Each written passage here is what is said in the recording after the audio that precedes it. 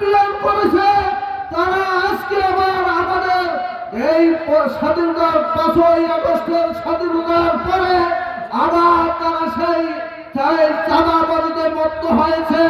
আমার ভাইরা, যারা আজকে সেই ক্ষমতার গদি দখলের স্বপ্ন নিয়ে যারা আবার সেই স্বাধীনতার চাঁদাবাজিতে বিদ্যে উঠেছে, তাদের চেহারা দেশের মানুষ বিগত দিনে দেখেছে।